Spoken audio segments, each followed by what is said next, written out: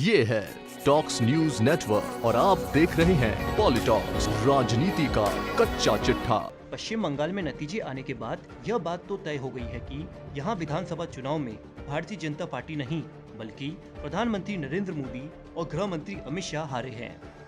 भाजपा ने तो पिछले विधानसभा चुनाव में हुई 3 सीट की जीत में कई 100 गुना इजाफा कर लिया है। दूसरी बात यह भी है कि बंगाल में भाजपा चुनाव नहीं लड़ रही थी बल्कि प्रधानमंत्री मोदी और गृह मंत्री अमित शाह के साथ साथ वो खरीदी हुई सेना चुनाव लड़ रही थी जो तृणमूल कांग्रेस से उधार ली गई थी।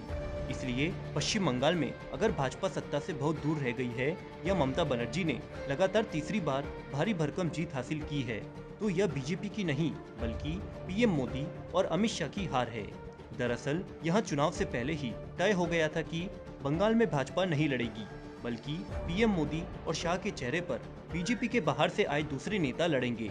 इसका नतीजा यह हुआ कि बंगाल के हर जिले में भाजपा में बिखराव हो गया। हालांकि यह खबर मीडिया में आने नहीं दी गई। हर जगह बस सिर्फ यह दिखाया गया कि ममता बनर्जी की पार्टी तृणमूल कांग्रेस में टूट हो रही है।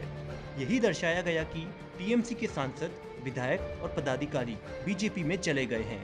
मीडिया में यह नैरेटिव चलाया गया कि अमुक जी अधिकारी बहुत बड़े नेता है, ये ममता दीदी के बहुत ही करीबी है और बंगाल की 60 सीटों पर सीधा असर रखते हैं, जो कि दीदी को छोड़कर बीजेपी के साथ आ गए हैं।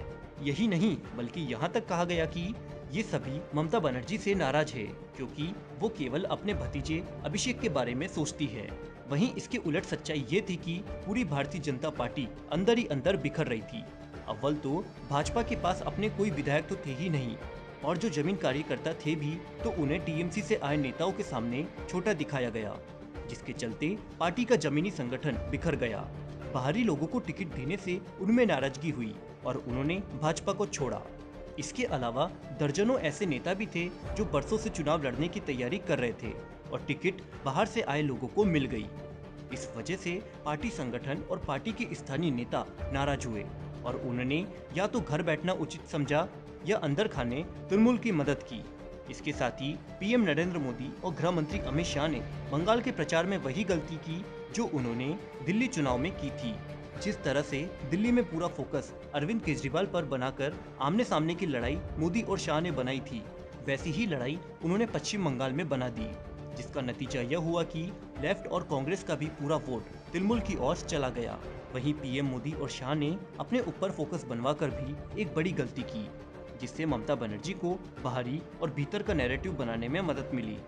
इसके अलावा एक बड़ी गलती प्रधानमंत्री मोदी ने सबसे ज्यादा की, वो ममता बनर्जी को टारगेट करने से हुई।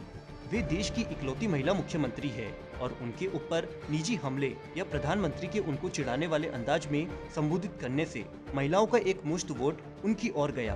कुल मिलाकर लड़ाई मोदी शाह बनाम ममता की थी, जिसमें ममता बनर्जी ने अकेले व्हील चेयर पर बैठकर दोनों को हरा दिया। पॉलिटॉक्स ब्यूरो, दिल्ली। ये है टॉक्स न्यूज नेटवर्क और आप देख रहे हैं पॉलिटॉक्स, राजनीति का कच्चा चिट्ठा।